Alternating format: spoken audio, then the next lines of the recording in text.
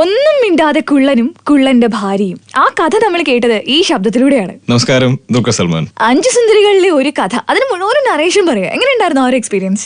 Shoot ചെയ്ത only 3 days, പക്ഷെ ഞാൻ ഡബ് ചെയ്യാൻ ഓൾമോസ്റ്റ് 9 days എടുത്തു. കാരണം എനിക്ക് 24-25 പേജ് സ്ക്രിപ്റ്റ് ഉണ്ടായിരുന്നു.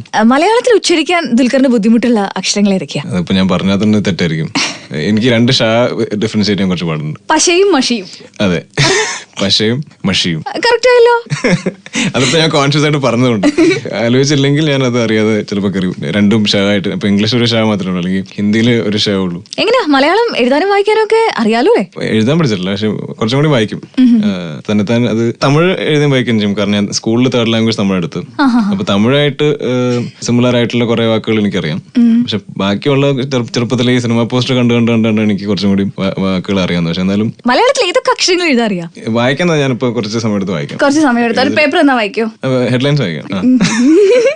ഒന്നുമില്ല, നീ ഞാനിപ്പോ ഒരു പേനയും പേപ്പറും തരാം, ഒന്ന് എഴുതി നോക്കിക്കേ. റാ എഴുത്.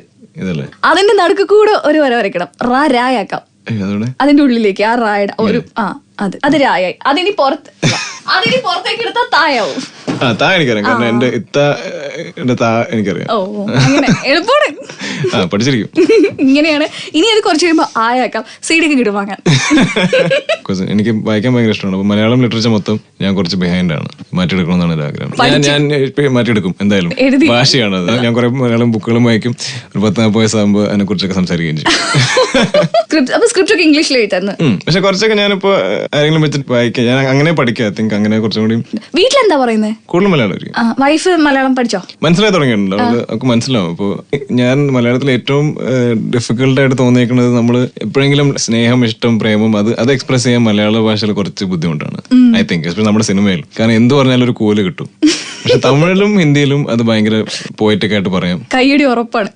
വൈഫ് ചെന്നൈയല്ലേ, അപ്പൊ തമിഴ് അറിയില്ലേ? ഇല്ല, അവള് പക്ഷെ ഉറുദു സ്പീക്കിംഗ് ആണ് കുറച്ചും കൂടി.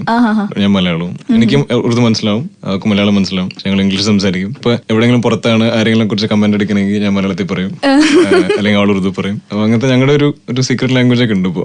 അപ്പൊ സീക്രട്ടുകളൊക്കെ നാട്ടിലെങ്കും പാട്ടാക്കിക്കൊണ്ട് ദുൽഖർ സൽമാൻ, കൂടെ ഞാൻ നീത, ഓൺ റേഡിയോ മാംഗോ 91.9.